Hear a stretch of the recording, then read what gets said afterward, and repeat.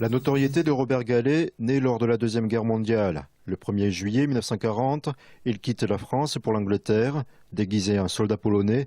Objectif, rejoindre les forces françaises libres. Il a alors 19 ans. Un an après, il participe à la campagne de Syrie. Aldo Fabri, président de l'association de la 2e DB, a pu échanger avec lui sur cette période. Quand ils sont arrivés en Syrie, donc il y avait l'armée de Pétain. C'était tout à fait fratricide. Ça l'avait marqué.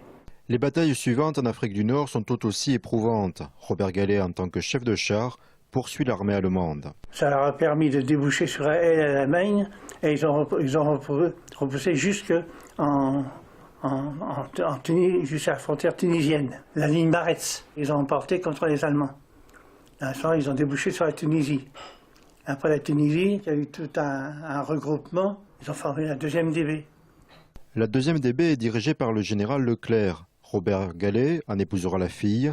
Toujours à la tête de char, il débarque le 3 août 1944 sur le sol français. La 2e DB le mènera jusqu'à l'Allemagne, en passant par Paris et Troyes. Nous sommes arrivés à Troyes le 11 septembre.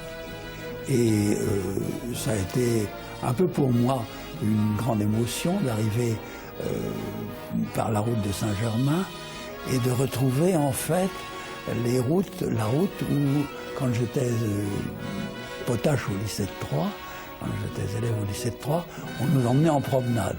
Lorraine, Alsace, puis campagne d'Allemagne, Robert Gallet et ses compagnons de la 2e DB sont toujours en première ligne. C'était pour nous un très grand enthousiasme de se dire que nous avions la chance de participer à la libération de notre pays.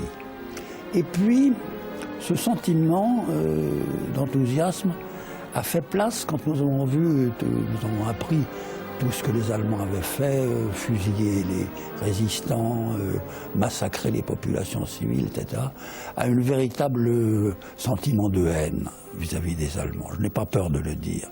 Hein.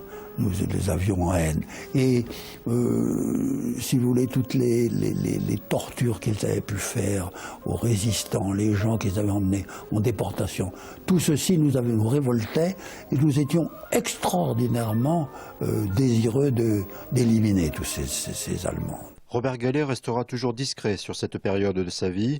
Il partagera le récit de ses combats uniquement avec ceux qui ont connu la Deuxième Guerre mondiale. Ça fait un vide. Ça fait un vide.